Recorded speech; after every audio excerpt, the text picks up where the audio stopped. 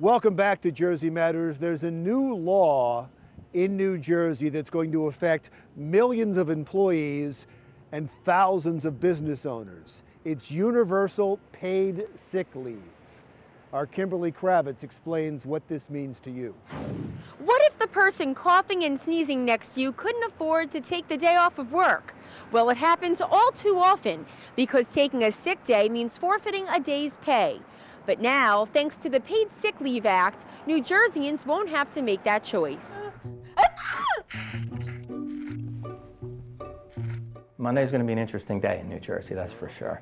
That's the effective date of the New Jersey Paid Sick Leave Act, October 29th. On that date, employers are going to be required to start accruing paid sick leave under the statute. Governor Murphy and the law's lead sponsors believe this measure is a long time coming. People saying, listen, the day I got sick, I didn't stay home because I couldn't afford to lose a day's pay. We have to represent the people of New Jersey.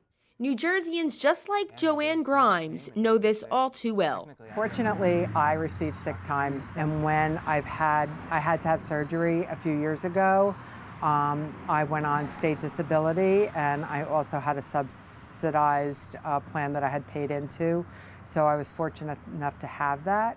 There is a catch, though. If you live in New Jersey but work outside the state, this law still does not apply to you. New Jersey's neighbors are not among the 10 states that have these paid sick leave laws. We have to represent the people of New Jersey, and we have a lot of important things to do. The way the law will work is that for every 30 hours worked, employees will be entitled to 1 hour of leave, for a maximum of 40 hours in a year. So how will this law affect somebody that works on tips? That's one of the key components, right, is dealing with employees who receive gratuities as part of their compensation. But it had two different ways that you can pay them. One was look back 7 days, average the total earnings, divide it by the number of hours, and that would be the pay for the paid sick leave. The other item was if the amount of gratuities could not be determined, which we're not really sure, there's no definition in the regulations, you can reach an agreed upon rate. The people at the mall or in delis or places like that, they don't have the sick time available to them, and they're the ones who rely the most on the paycheck week to week. The law was meant to protect the employees of New Jersey, but how will this affect New Jersey's employers? My main concern are the employers that are already, in essence, complying with this act. There are plenty of employers who have PTO very robust.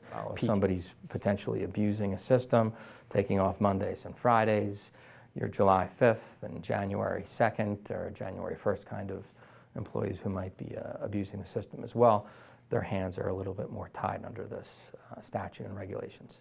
Any employer who is convicted of knowingly and willfully violating the law or retaliating against workers would face a fine or even jail time for their first offense. In our society today, everybody has to work for a living.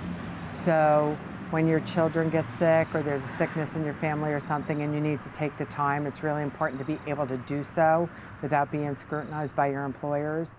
So beginning October 29th, the hours that you work will start to count toward your sick pay and can be used after a 120-day period.